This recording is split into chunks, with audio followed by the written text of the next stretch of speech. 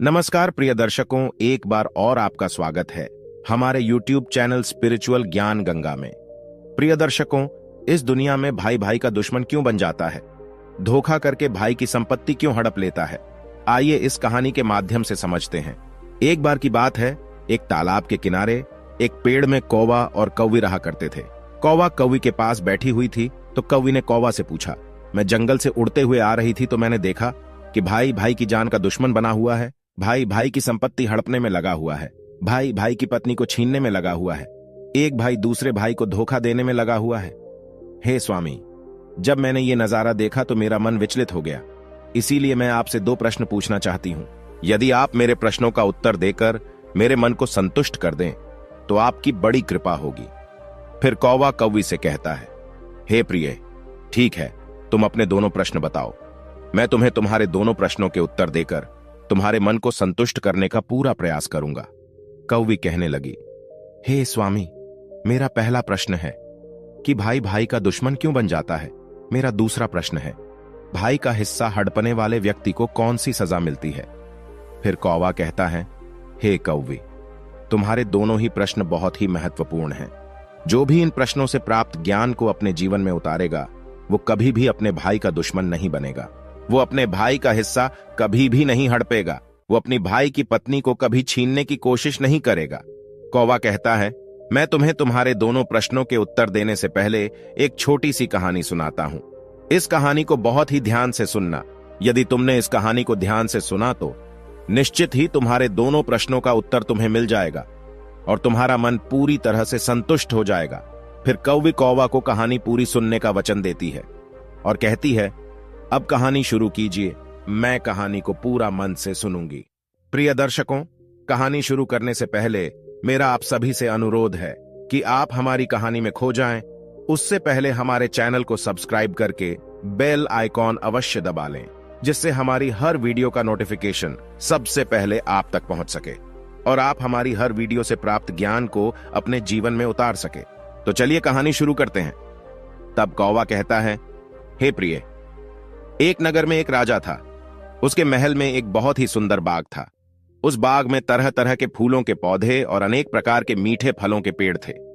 इसके अलावा उस बाग में सबसे आश्चर्यजनक चीज थी, एक सेब का पेड़ था जिसमें सोने के सेब लगते थे। उस राजा ने उस पेड़ की देखभाल के लिए खास इंतजाम कर रखा था।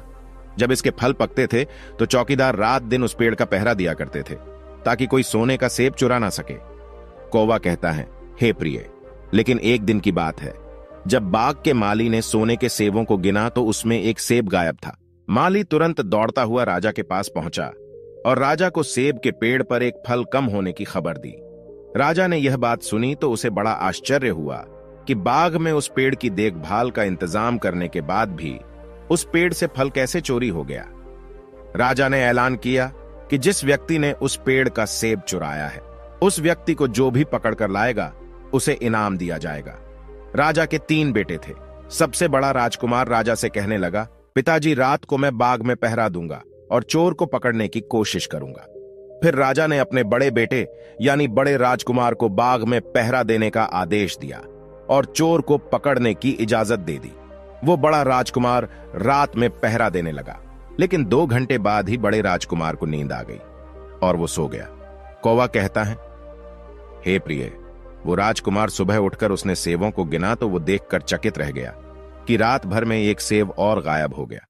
फिर इसके बाद दूसरी रात को मझले राजकुमार ने पहरा देने का काम संभाला तो उसे भी नींद आ गई और तीसरे दिन भी सेब चोरी हो गया। पेड़ से लगातार फल चोरी होने से वो राजा बड़ा चिंतित था और दरबारी के भी समझ में नहीं आ रहा था कि क्या किया जाए।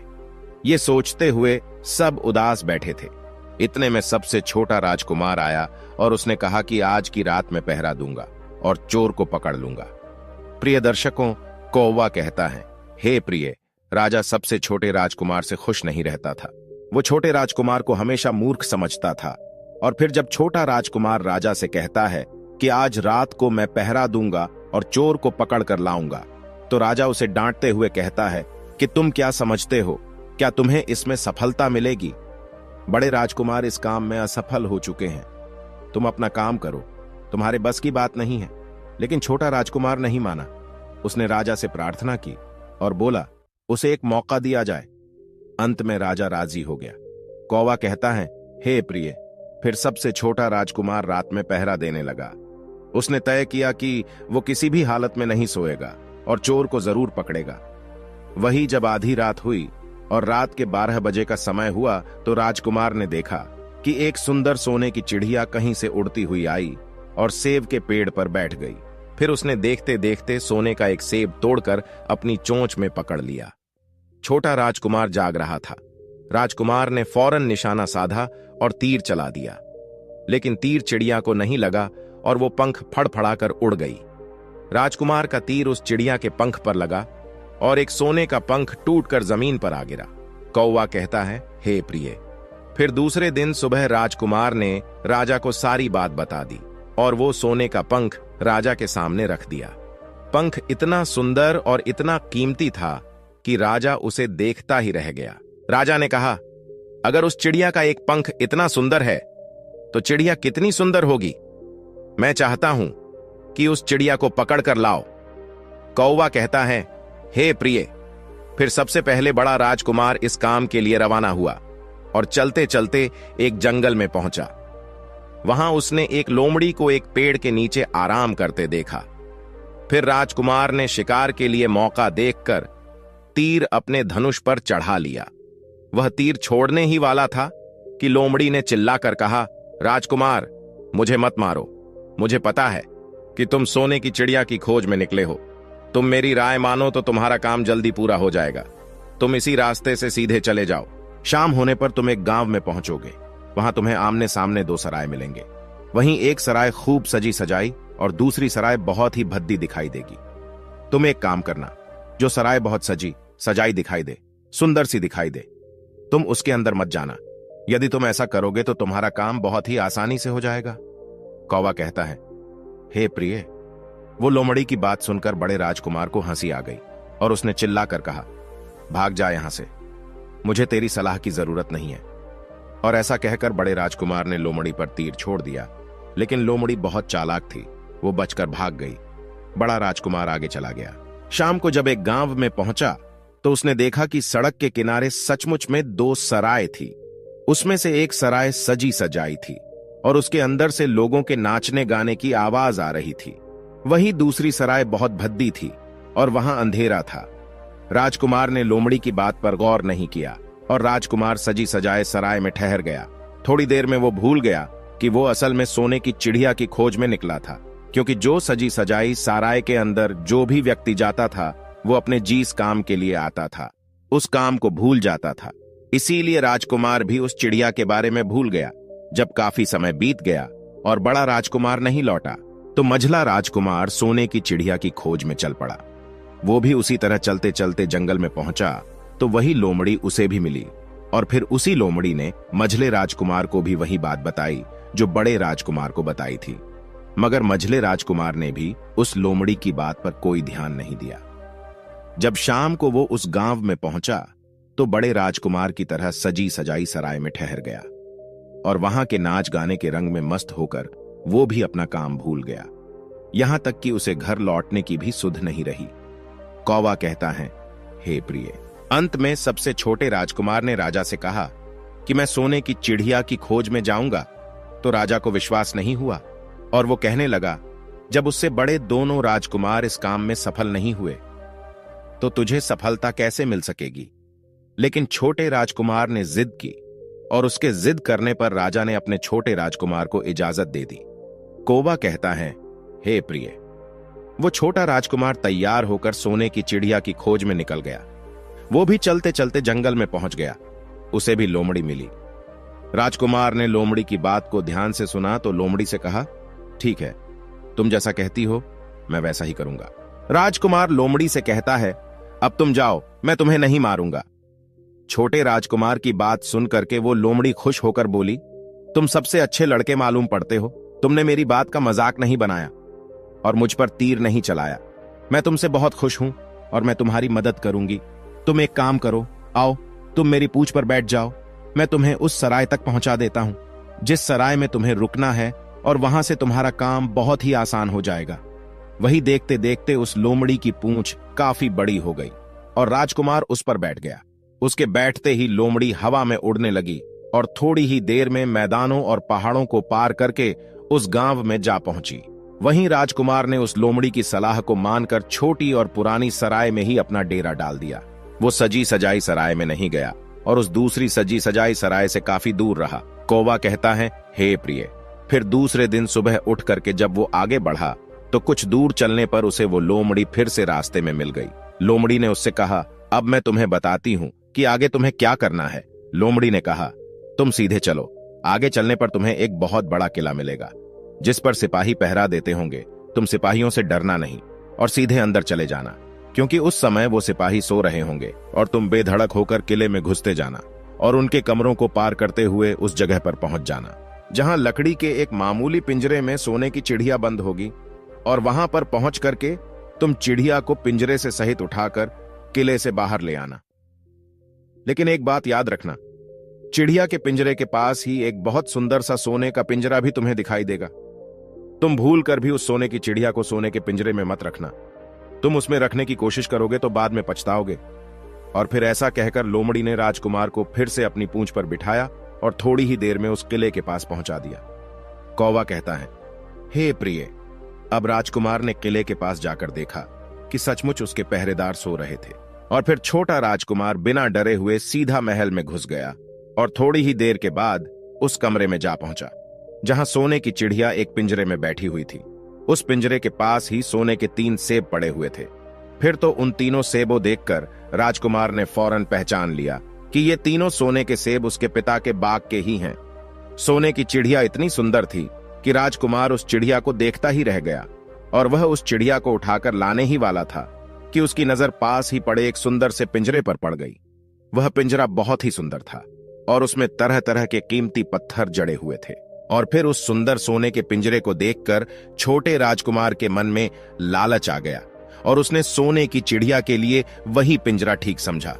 और राजकुमार लोमड़ी की बात को भूल गया कि उसने सोने के पिंजरे को छूने के लिए मना किया था। मगर राजकुमार लोमड़ी की बात भूलकर और उसने सोने की चिड़िया को लकड़ी के पिंजरे से निकालकर उस सोने के पिंजरे में बंद कर दिया।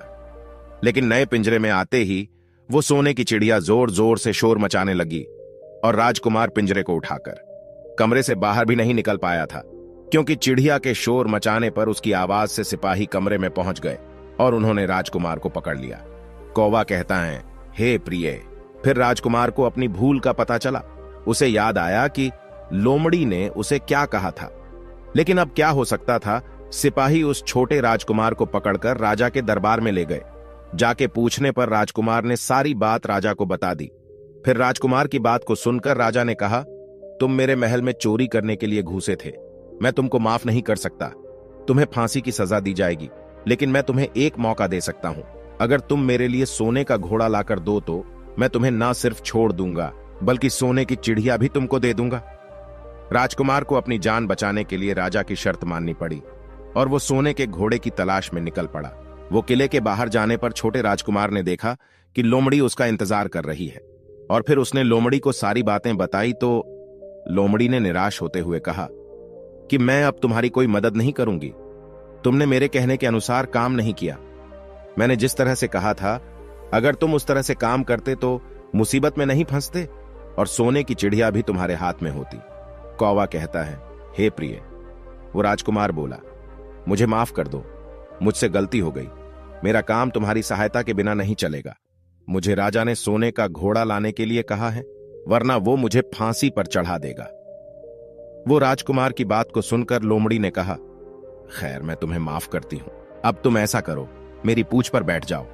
फिर लोमड़ी कहने लगी, चले चलो, कुछ दूर जाने पर तुम्हें एक दूसरा किला मिलेगा। इस किले की घुड़साल में तुम्हें सोने का घोड़ा बंधा हुआ मिलेगा। महल के नौकर चाकर सब सो रहे होंगे। तुम चुपचाप जाना और घोड़े को खोल लेना। लेकिन एक बात याद रखना, वहां घोड़े के पास में ही घोड़े पर कसने के लिए 2 जीन रखी होगी। उनमें से एक तो बहुत पुरानी चमड़े की जीन होगी और दूसरी सोने की जीन होगी।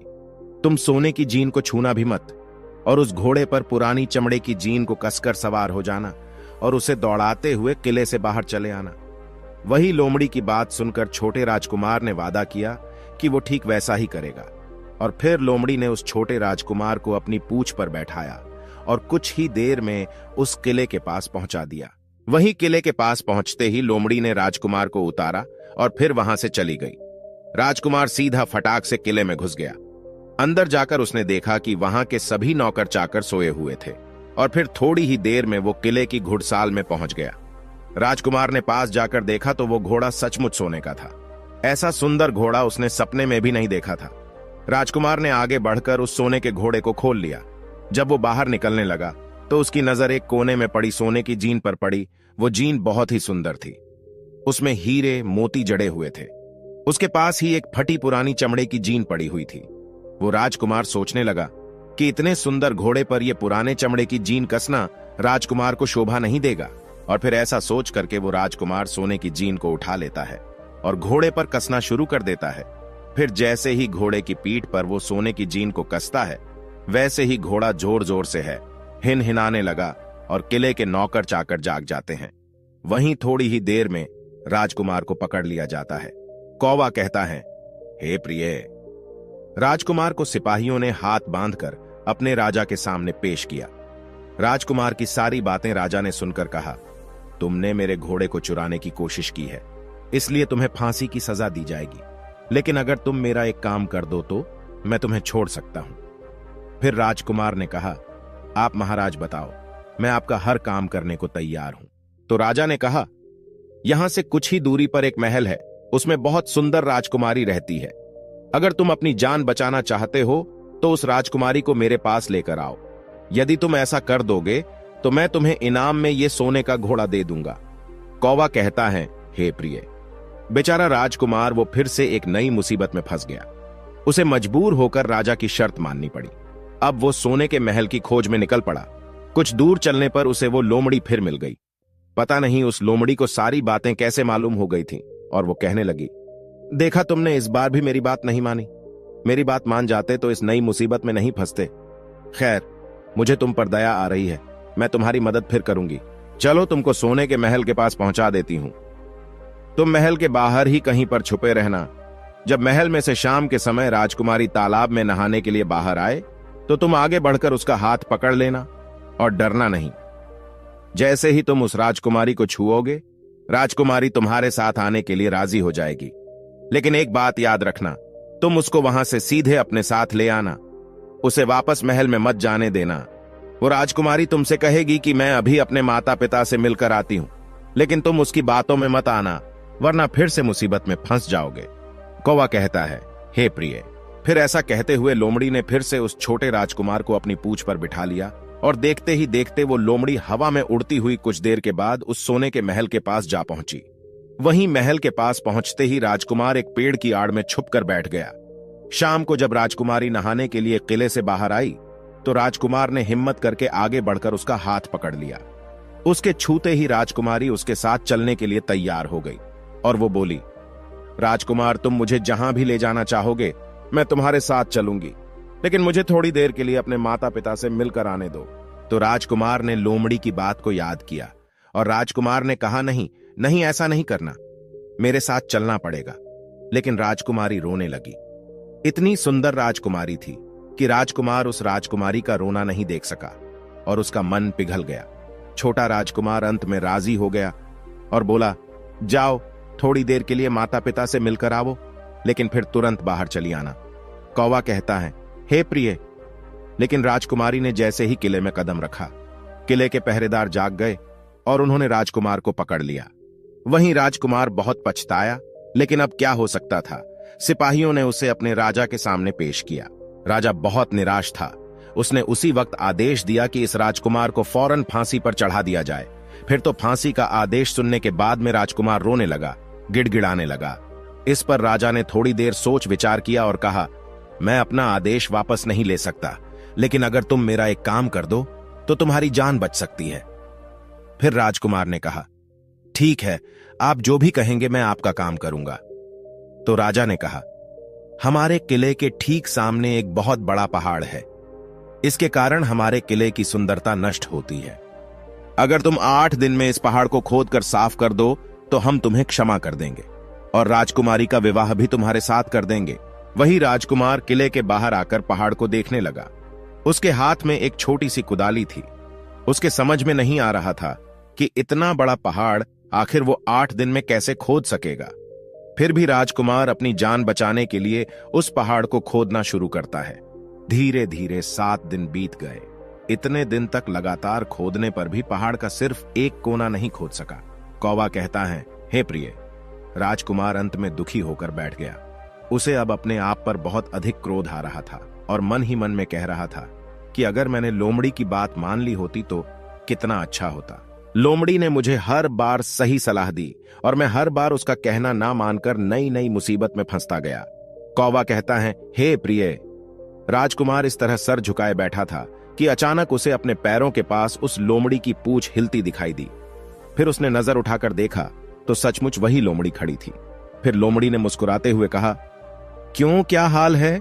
इस बार तो तुम्हारी मदद करने की मेरी जरा भी इच्छा नहीं थी, लेकिन मैं 7 दिन से तुमको पहाड़ खोदते हुए देख रही हूं। मुझे तुम पर दया आ गई और मैं तुम्हारी मदद के लिए चली आई। जाओ, तुम बहुत थक गए हो, सो जाओ। मैं थोड़ी ही देर में तुम्हारा काम पूरा कर दूंगी। और फिर इस बार राजकुमार ने तय कर लिया था कि अब वो लोमड़ी जैसा कहेगी वो वैसा ही करेगा। और फिर चुपचाप उठ करके वो राजकुमार एक तरफ सोने के लिए चला गया। वहीं थोड़ी ही देर में राजकुमार को नींद आ गई और सुबह जब वो सो करके उठा तो उसे अपनी आंखों पर विश्वास नहीं हो रहा था।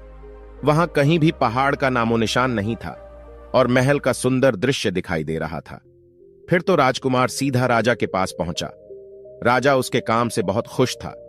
उसने तुरंत ही अपने वादे के अनुसार राजकुमारी के साथ उसका विवाह कर दिया। जब राजकुमार उस सुंदर राजकुमारी के साथ में कुछ दूर चला तो उसे रास्ते में फिर वही लोमड़ी मिली। लोमड़ी कहने लगी, बधाई हो राजकुमार। राजकुमारी के साथ तुम्हें देख करके मुझे बड़ी खुशी हो रही है, लेकिन अब तुम्हें सोने का घोड़ा और सोने की चिड़िया भी प्राप्त करनी चाहिए, क्योंकि वे दोनों चीज तुम्हारे ही लायक हैं और तुम उन्हें आसानी से प्राप्त कर सकते हो। कौवा कहता है, हे प्रिय। फिर राजकुमार बोला, लेकिन भला मुझे सोने का घोड़ा और सोने की चिड़िया कैसे मिल सकती है? मैं तो इस राजकुमारी को भी उस राजा के लिए लेकर जा रहा हूं जिसने राजकुमारी के बदले में मेरी जान बख्शी थी। फिर लोमड़ी कहने लगी, नहीं राजकुमार, तुम ऐसा काम कभी मत करना। इस राजकुमारी के साथ में तुम्हारा विवाह हुआ है, अब यह सिर्फ तुम्हारी है। अगर तुम मेरे कहने के अनुसार काम करो तो तुम्हें सोने का घोड़ा और सोने की चिड़िया भी मिल जाएगी। तुम सबसे पहले इस राजकुमारी को लेकर सोने के घोड़े वाले राजा के पास जाओ। राजा जब राजकुमारी को देखेगा तो खुश हो जाएगा और खुश होकर वह तुमको सोने का घोड़ा दे देगा। फिर तुम घोड़े पर सवार हो जाना और सवार होकर के सबसे विदा लेना। वहीं राजकुमारी से तुम बाद में विदा लेना। और जैसे ही तुम राजकुमारी के पास पहुंचो तो तुम हाथ पकड़कर घोड़े के ऊपर खींच लेना और घोड़े को दौड़ा देना, क्योंकि सोने का घोड़ा इतना तेज दौड़ता है कि दुनिया का तेज से तेज घोड़ा भी उसकी बराबरी नहीं कर सकता है। जाओ, तुम पहले इतना काम पूरा करो। इसके बाद आगे क्या करना है, बात का काम मैं बाद में बताऊंगा। जब तुम घोड़ा और राजकुमारी को लेकर आओगे तो तुम्हें वहां आगे मैं रास्ते में फिर मिलूंगी। कौवा कहता है, हे प्रिय। राजकुमार ने ठीक वैसा ही किया जैसा लोमड़ी ने उससे कहा था। जब सोने के घोड़े वाले राजा ने खुश होकर उसे इनाम में सोने का घोड़ा दिया तो राजकुमार उस पर सवार हो गया और सबसे विदा लेने लगा। अंत में वो राजकुमार राजकुमारी को उठाकर घोड़े पर बैठाकर घोड़े को तेजी से दौड़ाता हुआ किले से बहुत दूर निकल गया। वहीं रास्ते में एक पेड़ के नीचे लोमड़ी उसका इंतजार कर रही थी और उसे देखकर लोमड़ी बोली, शाबाश, अब तुम सोने की चिड़िया भी प्राप्त कर लो। जब तुम सोने की चिड़िया वाले राजा के पास पहुंचेंगे तो वो इस घोड़े को देख करके बहुत ही खुश होगा। तो तुम उससे कहना कि पहले सोने की चिड़िया का पिंजरा मेरे हाथ में दे दो, तब मैं ये घोड़ा तुमको दूंगा। फिर जैसे ही राजा जब वो पिंजरा तुम्हारे पास लाए तो तुम पिंजरा उसके हाथ से छीन लेना और घोड़े को दौड़ा देना। बस ऐसे चिड़िया तुमको मिल जाएगी और कोई तुम्हें पकड़ भी नहीं सकेगा। कौवा कहता है, हे प्रिय। इस बार भी राजकुमार ने ठीक वैसा ही किया जैसा लोमड़ी ने बताया था और वो राजकुमारी के साथ ही घोड़े पर बैठा रहा। और जब राजा ने उसके हाथ में सोने की चिड़िया का पिंजरा दिया तो उसने तुरंत घोड़े को वहां से भगा दिया। सोने का घोड़ा हवा से बातें करने लगा। वहीं कुछ दूर चलने पर लोमड़ी फिर उसे मिल गई। राजकुमार ने उससे कहा, तुमने मेरी बहुत बड़ी मदद की है। तुम्हारी वजह से मुझे न सिर्फ सोने की चिड़िया मिली बल्कि सोने का घोड़ा और इतनी सुंदर राजकुमारी भी मिल गई। बताओ, मैं तुम्हें क्या इनाम दूं? मैं तुमको कुछ ना कुछ देना चाहता हूं। फिर राजकुमार की बात को सुनकर वो लोमड़ी कहने लगी, अगर तुम खुश हो तो मेरा एक काम कर दो, तुम मुझ पर एक तीर चला करके मुझे मार दो। इस समय तुम यही सबसे बड़ा काम मेरे लिए कर सकते हो। फिर लोमड़ी की बात सुनकर राजकुमार कहने लगा, भला ऐसा कैसे हो सकता है? तुमने मेरी इतनी मदद की है और मैं बदले में तुम्हें मार दूं, ऐसा कभी नहीं कर सकता। फिर तो ऐसा सुन करके वह लोमड़ी बहुत दुखी हुई और बोली, अगर तुम मेरा यह काम नहीं कर सकते हो तो फिर ठीक है, जाओ। लेकिन जाने से पहले तुम्हारी भलाई के लिए मैं तुम्हें 2 बातें बता रही हूं, हमेशा ध्यान रखना।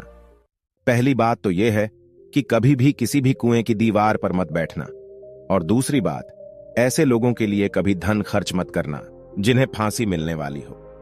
कौवा कहता है, हे प्रिय।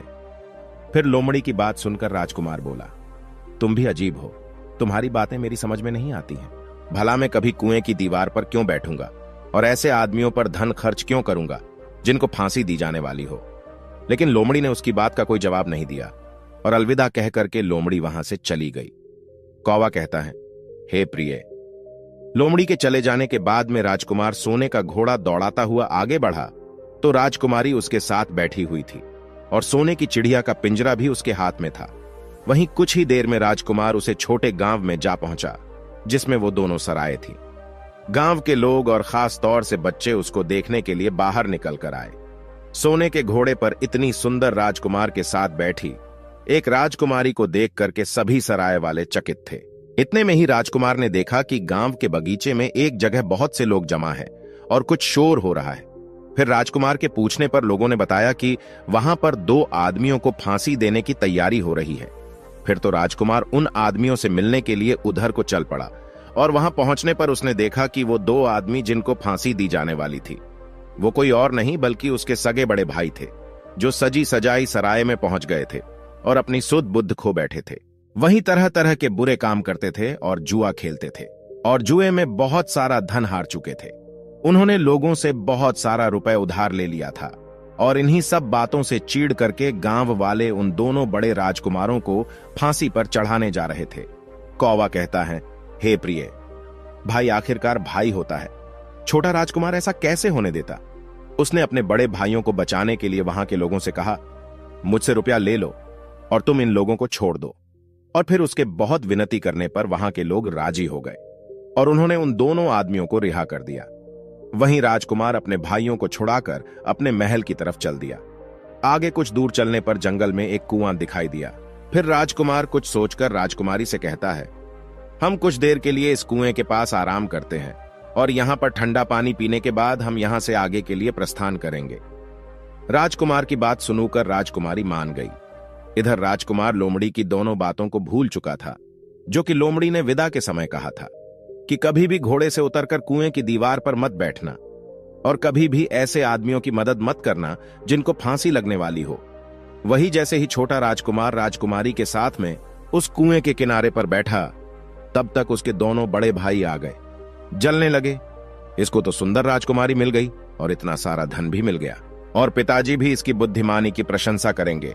इसकी घर में इज्जत बढ़ जाएगी। कल तक पिताजी इसे मूर्ख समझते थे, आज यही बुद्धिमान माना जाएगा। इसलिए दोनों भाइयों ने सलाह करके और मौका देखकर अपने छोटे भाई छोटे राजकुमार को कुएं में धकेल दिया और उसके बाद सोने का घोड़ा लेकर घोड़े पर राजकुमारी को बिठाकर सोने की चिड़िया का पिंजरा उठाकर वहां से चलते बने। और फिर इस प्रकार धन और राजकुमारी के लालच में बड़े दोनों भाइयों ने छोटे भाई को मौत के मुंह में धकेल दिया। फिर कुछ ही देर में दोनों बड़े राजकुमार अपने राज्य में लौट आए। घर लौटकर राजा से कहा, हम सोने की चिड़िया को पकड़कर लाए हैं। इसी चिड़िया ने हमारे बाग से सोने के सेब चुराए थे। हम ये सोने का घोड़ा और ये राजकुमारी लाए हैं। ये सब देखकर राजा बहुत खुश हुआ। सारे राज्य में वहां के लोग खुशियां मनाने लगे। वहीं राजकुमारी खुश नहीं थी, वो रो रही थी। उसने खाना पीना भी छोड़ दिया। वहीं घोड़े ने भी खाना बंद कर दिया और चिड़िया ने भी दाना पानी बंद कर दिया। राजा ने बहुत कोशिश की, लेकिन ना तो राजकुमारी खुश हुई और ना ही सोने का घोड़ा और ना ही सोने की चिड़ियों ने दाना खाना शुरू किया। कौवा कहता है, हे प्रिय। उधर वो छोटा राजकुमार कुएं में गिर गया था, लेकिन वो मरा नहीं था। कुआं बहुत गहरा था, लेकिन उसमें पानी बहुत कम था और उस लोमड़ी की बात याद आई तो वो पछताने लगा और सोचने लगा, अगर मैंने लोमड़ी का कहा मान लिया होता और शायद घोड़े से उतरकर इस कुएं के पास दीवार पर नहीं बैठता और मैंने अपने दोनों लालची भाइयों की मदद ना की होती तो शायद आज मैं इस कुएं में ना पड़ा होता। कौवा कहता है, हे प्रिय। उस राजकुमार ने जैसे ही लोमड़ी को पुनः याद किया, लोमड़ी कुएं पर आ पहुंची और बोली, देखा राजकुमार, मैंने पहले ही तुम्हें समझाया था कि किसी कुएं की दीवार पर मत बैठना और ऐसे आदमियों की मदद मत करना जिन्हें फांसी दी जाने वाली हो, लेकिन तुम नहीं माने। खैर चलो, अब आखिरी बार मैं फिर तुम्हारी मदद कर देती हूं। तुम मेरी पूंछ पकड़ करके कुएं से बाहर निकल आओ। और ऐसा करके लोमड़ी ने अपनी पूंछ कुएं में लटका दी। देखते ही देखते पूंछ इतनी लंबी हो गई कि कुएं के पैंदे में पड़े राजकुमार के पास तक जा पहुंची। वहीं राजकुमार पूंछ को पकड़ के कुएं से बाहर निकल आया और फिर लोमड़ी ने उससे कहा, अब तुम अपने घर जाओ, लेकिन जरा होशियार रहना। तुम्हारे भाई तुम्हारी जान के दुश्मन हैं, वो लोग निश्चित तुम्हें मार देंगे। कौवा कहता है, हे प्रिय। वो राजकुमार घर की ओर चल पड़ा। अपने राज्य में पहुंचने पर उसे एक भिखारी मिला तो भिखारी को उसने अपनी सुंदर कपड़े दान में दे दिए और उसके फटे पुराने कपड़े पहन लिए। इस तरह भेष बदलकर वो छोटा राजकुमार अपने किले में पहुंच गया और वहां उसके पहुंचने पर एक बड़ी आश्चर्यजनक बात हुई। सोने का घोड़ा खुशी से नाचने लगा और दाना खाने लगा। सोने की चिड़िया भी अपने पिंजरे में खुशी से फुदकने लगी और गाना गाने लगी। राजकुमारी ने भी अपने आंसू पोंछ लिए और वो भी खुश दिखाई देने लगी। इतना होने पर भी राजा की समझ में कुछ नहीं आया। फिर उसने राजकुमारी से इस खुशी का कारण पूछा तो राजकुमारी बोली, मैंने तो पहले ही आपको सारी कहानी बता दी थी। आपके बड़े और मझले राजकुमार ने छोटे राजकुमार के साथ धोखा किया है। इन्होंने आपके साथ भी धोखा किया है, लेकिन अब आपका छोटा राजकुमार यहां पर पहुंच चुका है, इसलिए मुझे बहुत खुशी हो रही है। उसी के साथ मेरी शादी हुई है और मैं उसी के साथ खुश रह सकती हूं। फिर राजकुमारी ने राजा से इतनी बात कहकर मैले फटे पुराने कपड़े पहने एक आदमी की तरफ इशारा किया और बोली, महाराज, वो देखो, आपका छोटा राजकुमार खड़ा है। कौवा कहता है, हे प्रिय। राजा ने भी अपने छोटे राजकुमार को पहचान लिया और उस राजा ने अपने छोटे बेटे के बारे में विचार बदल दिए। वो सोचने लगे, मेरा छोटा बेटा मूर्ख नहीं बल्कि सबसे होनहार और बुद्धिमान है। अब तो वो उसको बहुत ही समझदार और बहादुर मानने लगा और अपने सबसे छोटे बेटे को सबसे अधिक प्यार करने लगा। और फिर राजा ने छोटे राजकुमार को राजगद्दी पर बिठाने का निश्चय किया। वही राजा ने कहा कि भाई को कभी भी भाई की पत्नी को हड़पना नहीं चाहिए और ना ही भाई का कभी हिस्सा हड़पना चाहिए, ना ही लालच में आकर के भाई को मौत के घाट उतारना चाहिए। जो भी भाई अपने भाई के साथ में ऐसा करता है उसे दंडित अवश्य किया जाना चाहिए। राजा कहता है कि बड़े और मझले राजकुमार ने अपने छोटे भाई को ही धोखा नहीं दिया बल्कि राजा को भी धोखा दिया है। इससे राजा अपने बड़े राजकुमारों से बहुत नाराज था और फिर उसने दोनों बड़े राजकुमारों को सजा देने का ऐलान किया और अपने राज्य से हमेशा के लिए निकलवा दिया। और राजा कहने लगा, जो भाई भाई की पत्नी को छीनता है, जो भाई के साथ में गलत व्यवहार करता है, जो भाई के धन को हड़पता है, ऐसे भाई को हमेशा के लिए घर से बेघर होना पड़ता है। यही विधि का विधान है। कौवा कहता है, हे प्रिय। जब राजा ने अपने दोनों बड़े राजकुमारों को राज्य से हमेशा के लिए निकलवा दिया, उसके बाद में बड़ी धूमधाम के साथ राजकुमारी के साथ राजकुमार का विवाह किया और फिर छोटा राजकुमार राजकुमारी के साथ में सुखी से रहने लगा। वो छोटा राजकुमार उस लोमड़ी को नहीं भूला था जिसने उसकी सहायता की थी और एक दिन समय निकालकर वो जंगल में उस लोमड़ी की खोज में निकला। बहुत ढूंढने के बाद में एक पेड़ के खोखले भाग में उसने उस लोमड़ी को चुपचाप बैठा हुआ देखा। लोमड़ी बहुत उदास थी और पहले से बहुत ज्यादा कमजोर हो गई थी। राजकुमार को देखते ही लोमड़ी ने उसे पहचान लिया और कहा, आओ राजकुमार, आज इधर कैसे आना हुआ? तो राजकुमार ने कहा, मैं आज तुम्हें ही ढूंढने के लिए आया हूं। चलो मेरे बाग में आराम से रहना, वहां तुम्हें किसी तरह की तकलीफ नहीं होगी। यहां तो जंगल में तुम्हें खाने पीने की तकलीफ होती होगी और जंगली जानवरों और शिकारी का डर हमेशा बना रहता होगा। लोमड़ी ने कहा, नहीं राजकुमार, मैं यहां पर ठीक हूं और भला अब तुम्हें मेरे दुखों से क्या लेना देना?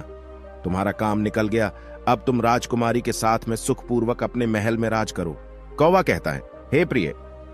फिर लोमड़ी की बात सुनकर छोटा राजकुमार बोला, नहीं, तुमने मेरा बड़ा उपकार किया है, मैं तुम्हें इनाम देना चाहता हूं और अपने साथ ही रखना चाहता हूं। राजकुमारी भी बहुत खुश होगी, वो भी तुमसे मिलना चाहती है। तो लोमड़ी ने कहा, अगर तुम सचमुच मुझे इनाम देना चाहते हो तो मेरा एक काम कर दो। मैंने तुमसे पहले भी कहा था कि तुम तीर चलाकर मुझे मार दो, इसी से मेरा लाभ होगा। असल में मैं तुम्हें अपनी कहानी सुनाती हूँ। एक जादूगर ने मुझ पर जादू कर रखा है। मैं लोमड़ी नहीं हूं। मुझे उसके जादू के प्रभाव से लोमड़ी के रूप में रहना पड़ रहा है। मैं तो इस देश का राजकुमार हूं, जहां की राजकुमारी से तुम्हारा विवाह हुआ है। असल में वो राजकुमारी मेरी छोटी बहन है, जिसके साथ में तुम्हारी शादी हुई है। अगर तुम तीर चलाकर मुझे मार दोगे तो मैं इस जादू के प्रभाव से मुक्त हो जाऊंगा और फिर से राजकुमार बनकर अपने देश लौट सकूंगा। छोटा राजकुमार इस बात को सुनकर एकदम से आश्चर्य में पड़ गया और फिर उसने फौरन अपने धनुष पर तीर चढ़ाया और लोमड़ी के ऊपर छोड़ दिया। तीर लगते ही वो लोमड़ी मर गई और उसमें से एक सुंदर सा राजकुमार निकल आया। फिर दोनों राजकुमार आपस में गले मिले और इसके बाद दोनों राजकुमार वापस महल में लौट आए। राजकुमारी अपने भाई से मिलकर बहुत ही खुश हुई। अंत में कौवा कहता है, हे प्रिय, तुम्हारा पहला प्रश्न था कि भाई भाई का दुश्मन क्यों हो जाता है, तो समझ लो, धन के लोभ में आकर व्यक्ति भाई जैसे पवित्र रिश्ते को भूल जाता है और धनवान होने के चक्कर में भाई भाई की हत्या कर देता है। मगर राजकुमार की भाइयों की तरह जो भाई ऐसा करता है, एक दिन उसका सर्वनाश हो जाता है। अंत में कौवा कहता है, हे प्रिय, तुम्हारा दूसरा प्रश्न था, भाई का हिस्सा हड़पने वाले व्यक्ति को कौन सी सजा मिलती है, तो समझ लो, भाई का हिस्सा या उसकी पत्नी या उसका धन हड़पने वाले व्यक्ति को घर से बेघर होना पड़ता है। जिस प्रकार राजकुमार के दोनों भाइयों को राजा ने राज्य से हमेशा के लिए निकाल दिया और वो घर से बेघर हो गए, इसलिए भाई जैसे पवित्र रिश्ते को कभी कलंकित नहीं करना चाहिए। भाई भाई के बीच में जहां प्रेम रहता है, वो घर स्वर्ग के समान होता है। फिर कौवे कहने लगी, हे स्वामी, आज की कहानी सुनकर के मेरा मन प्रफुल्लित हो गया। वास्तव में एक भाई को हमेशा दूसरे भाई की मदद करनी चाहिए, ना कि उसको बर्बाद करना चाहिए। तो प्रिय दर्शकों, यदि आपको भी अपने भाई से प्यार हो तो आप इस चैनल को सब्सक्राइब करें। और हां, आपको यह कहानी कैसी लगी हमें कमेंट बॉक्स में जरूर बताएं। धन्यवाद।